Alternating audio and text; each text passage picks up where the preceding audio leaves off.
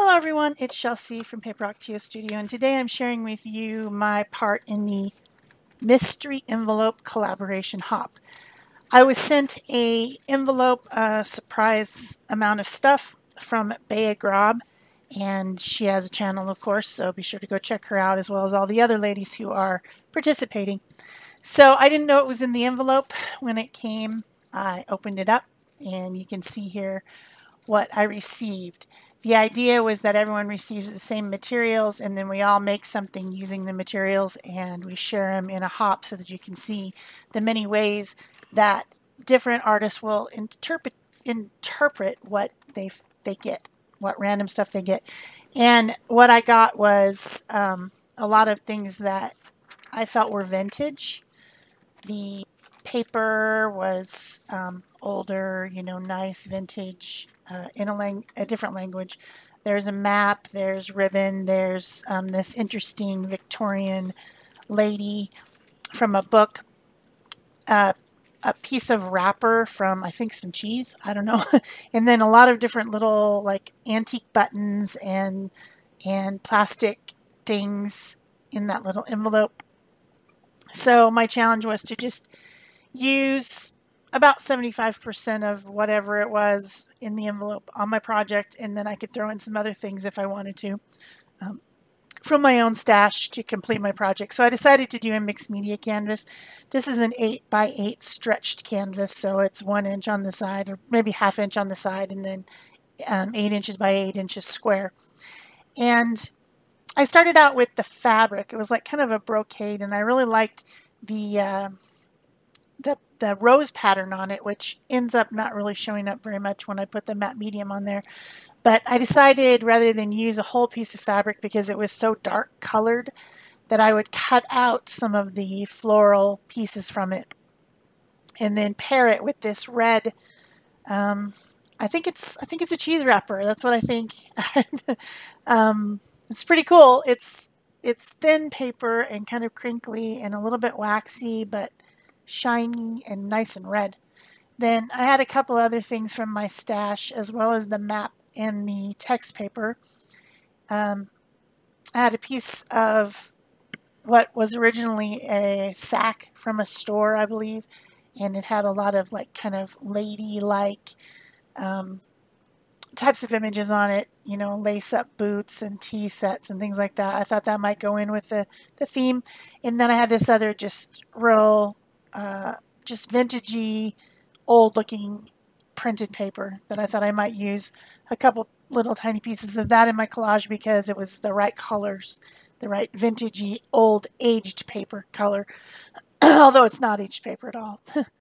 So like I often do, I started out my mixed media canvas by applying these different papers to my canvas using Liquitex matte gel medium. This is my favorite glue.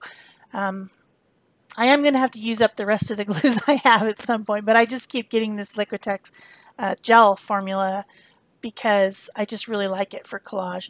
And I use a 1-inch acrylic brush to apply it. Of course, this brush is only used for gluing because the brush does get real gummy and, gross. So I only use it for collage gluing. And I just keep adding the papers. I will explain to you guys that this project took a while, and getting it condensed into something around 20 minutes is a little bit tricky. So a lot of this is sped up to 8 times fast, which is a little bit faster than I normally make my videos. So if you need to slow it down, you can.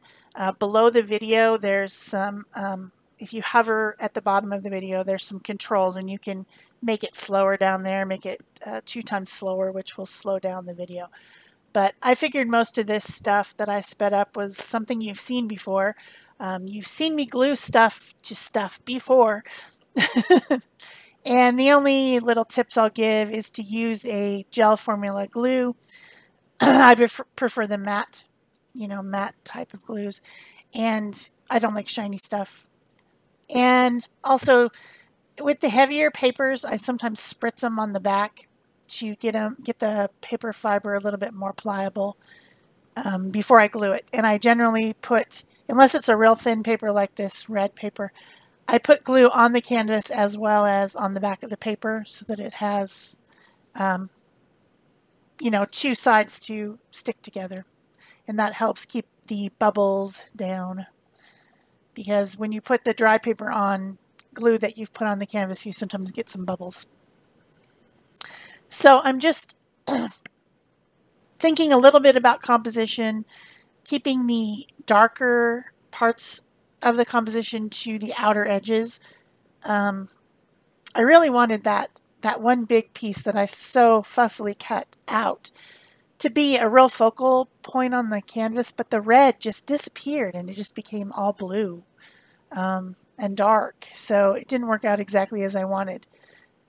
Then I was planning on drawing a lady onto a piece of deli paper and putting it on, but then I had this one in my box by my desk, which is something I drew a long time ago. I don't even know when, probably maybe 3 years ago. And I decided to just use that as my face on my collage. So I just put that on using some of that same medium, making sure it's real sealed in because I'm going to paint over the top of it. And I tore off a lot of the edges because the hair I had on it was a little bit bigger and I wanted it to be more a different style. So my next step was to unify all these different pieces that are in my background using some unbleached titanium acrylic paint. And I'm just doing that with my fingers. I'm kind of going around the edges, filling in spots, blending things together. Not so much covering everything, but we have to realize that this whole thing that I glued together is the background of the project. It's not the foreground. It's not the focal image. It's supposed to be blended into the background. Another option would have been to just take a little bit of wet paint and just go over the whole thing, but I wanted to do this rather than that because I didn't want to completely cover that that dark fabric. I even did a little bit of going over that fabric with my finger because as I did that, it highlighted the textures and the embroidery in the fabric or the weaving or whatever, which kind of helped the flowers stand out, but still not as much as I wanted. So I ended up doing something else.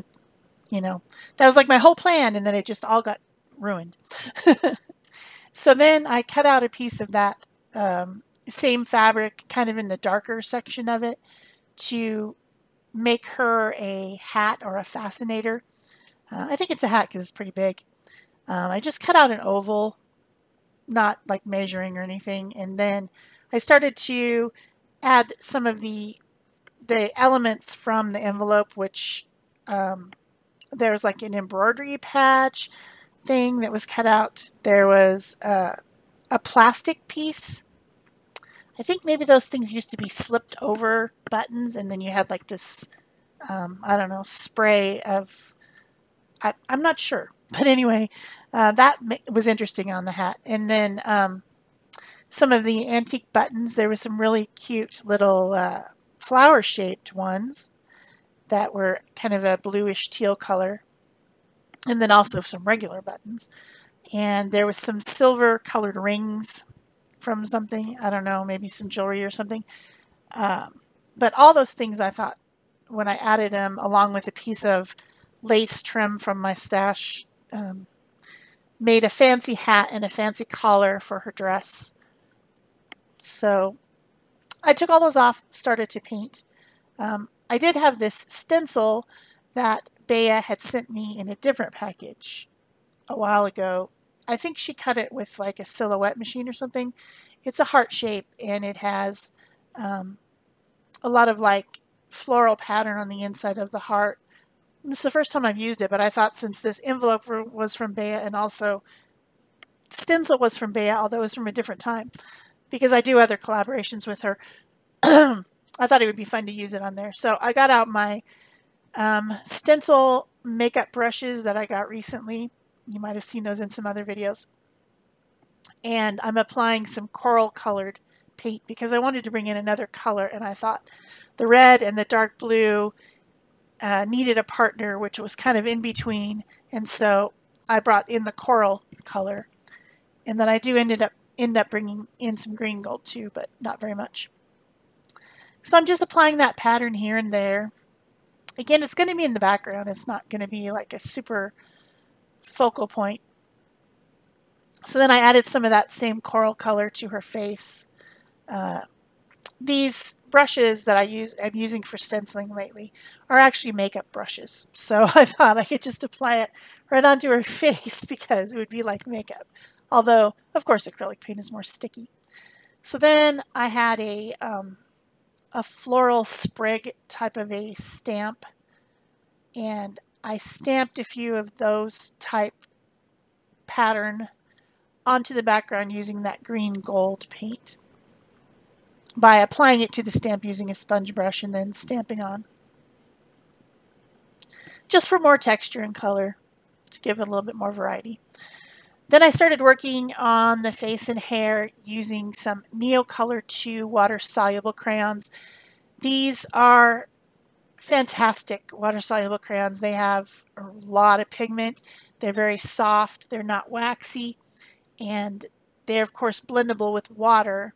And then I often will use a little bit of acrylic medium, either paint or just like matte medium, with my water brush. This is a water tank brush. I don't put it inside. It's just water.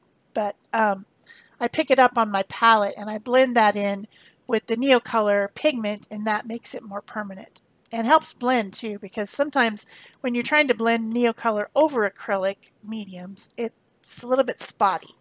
But if you just mix that little bit of the plasticky medium in there, then you can blend a lot better.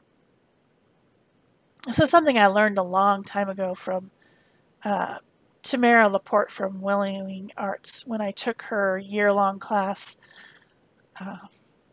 What's it called? Life book. Is that right? Life book, I think. Yeah. She does this a lot on her paintings.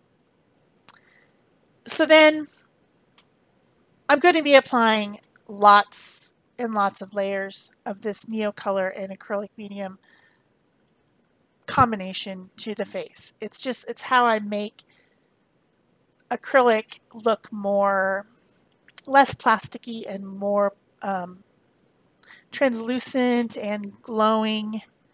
It's just a method that I have been using for a while and I like it. But to add my detail back in, I'm using a Stabilo All pencil, and this is a water reactive pencil, highly water reactive. And I decided not to use the black one that I often use because I wanted a little bit more of a realistic look, although obviously this is not a realistic painting. It's still whimsical, but this color is called graphite, but it's a gray. And I can add back in some shadows with that gray tone and blend it with the water, and it looks more realistic than solid black Stabilo, which you've seen me use a lot. So this is just another option for the Stabilo pencil family. It comes in a lot of different colors, blue, red, yellow, green, brown. Okay, that's not a lot of colors, but it does come in other colors besides black. Also white. So I'm coming in with increasingly darker colors of crayon, adding in some yellow tones, some pink tones, some brown tones, some orange tones into the skin, adding the darker ones into the shaded areas of the face, and then lightening up the lighter areas of the face with this acrylic paint that I have to blend it. I have some unbleached titanium and some titanium white on my palette over there. I know it's kind of hard to see because my palette is crusty with paint. I don't do a very good job of cleaning it up very often, but it's just a plate. You know, I can probably peel that stuff off. I just don't ever do it. And bringing in darker tones into her hair. My idea is eventually she's going to have dark brunette hair and with a few little, you know, reddish highlights, sort of, and Caucasian skin, but more shadows, more highlights. You just have to keep repeating and doing it again and again and again until you get the skin the way you like. It takes a while. It's a process. I will try to find some other videos to put in the iCard and end thing that might have that process, that Neocolor to Blendy process with faces, so you can watch other videos where I do that same thing and maybe get a better idea of what I'm doing. So then I started to add in her the collar of her dress and the hat with the large fascinator on it. It just seemed like the style that should go with the papers and findings and things that I got in the envelope. It seemed like it should be more like an old-fashioned style. I'm using E6000 glue to stick on the metal pieces and the plastic piece. I used regular medium to put on the fabric, but you need something a little bit stronger to stick on these things that are going to be very dimensional on the canvas. And so I have these little tubes of E6000. It's a stinky glue, but it does work for this. Decided I wanted to change the color of the plastic flower buttons, and also wanted to give some sort of texture to that plastic feathery piece. And so I used some heavy white gesso over those to make it be able to paint over the top of them. And then I'm going back to the face now. Some of it has dried. You do need to kind of let it rest in between layers, because sometimes you're putting on something and then you're just wiping it back off, putting it on, wiping it back off, because the acrylic and water and everything isn't out of the piece, and you just have to keep doing it. So you let it rest, go to something else, come back. So I noticed my stenciling down at the bottom left corner looks a little bit like roses again, even though I didn't intend that. It just does look like roses. So I was happy about that, because the red roses on the fabric went away with the matte medium. I guess you needed the sheen of the thread to show, and since I put matte medium over it, it took the sheen away, and then it just doesn't show up much at all. So I'm continuing to darken up her hair, darken up shadows, lighten up highlights. It's just going back and forth.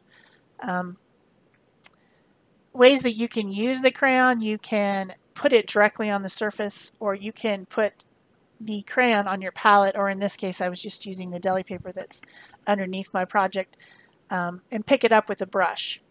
So I switched from my water brush to an acrylic handled brush, which is a little bit less wet, because of course the water brush, as you're using it, it comes out, the water comes out, and I needed to dry up a little bit. So I switched to one of my acrylic handle brushes. I like the acrylic handle brushes because when I leave them soaking in the water, the handles are not made out of wood, so they don't soak up the water and ruin the handle of the brush, and the paint peels off and everything. And also I have some very fine ones, some very thin and fine ones, where I can do some more finer details. Started to add pink to her cheeks and her lips, starting to build up. The lips were nearly invisible until I started to work on them. And continuing with the pencil to add detail. She's going to end up being a brown-eyed girl. Brown hair, brown eyes. So there we go with the brown. But I do end up blending in some yellow and some gold into her eyes. I know that stuff's all kind of hard to see on the video, all those very fine details. I also used a white Posca pen. This is an acrylic paint pen, but instead of using it directly to the canvas, I pumped out a little bit of the white onto my palette, or my deli paper underneath me, and then used a very fine brush to add highlights to her hair and her eyes. You got to get those catch lights in there, and the acrylic from the paint pen, from the Posca pen, is extremely opaque, like more opaque than regular paint. So I like to use it that way sometimes. You decided to make her flower buttons red to coordinate with the rest of the canvas because I liked the blue color of them, but it wasn't coordinating with the rest of the canvas. It just didn't look right to have that extra color that wasn't anywhere in the project at all. But it was pretty. I decided to make her dress dark blue, obviously, to match the hat. So I'm using a couple different colors of crayons on her shoulder there to show the dress. And then I also went around some of the elements that are glued on with my graphite pencil to give a little bit of shadow and blended that with some water. And then I'm adding a couple of the metallic crayons. This one is silver metallic, and then I also used copper metallic in her hair, just direct to the canvas to kind of highlight. So I hope you're enjoying this project. Please remember to go to the description box below the video and click on all the links to everyone else's videos to see what they did with the same materials that I had and see how their projects came out. They'll be very different from mine, obviously, because we all think differently. And also, of course, remember to thumbs up, like, comment, share, all those things which help all of our channels. Give us some love. So there was a metallic cutout piece that I found in, I originally thought it was a rub-on. I thought it was a gold rub-on, but it turns out it's a piece of very thin laser cut metal that's like a guy asking a girl to dance in like an old style.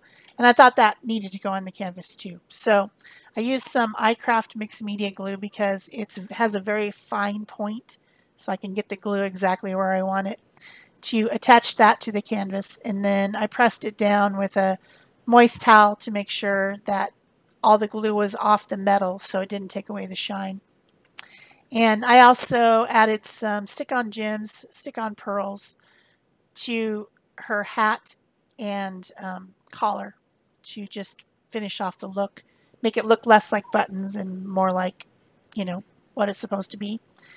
And then at the very end, I took this outside and sprayed it with some more of a shiny acrylic sealer to seal the whole thing in, and it made it a little bit more shiny. Not super shiny because I buy the satin one, not the glossy, but you know what I'm what I'm saying. It's to kind of even out all the different tones and to seal everything in. So that is it for me for this mystery envelope collaboration project. I hope you enjoyed it. Thanks. Bye-bye.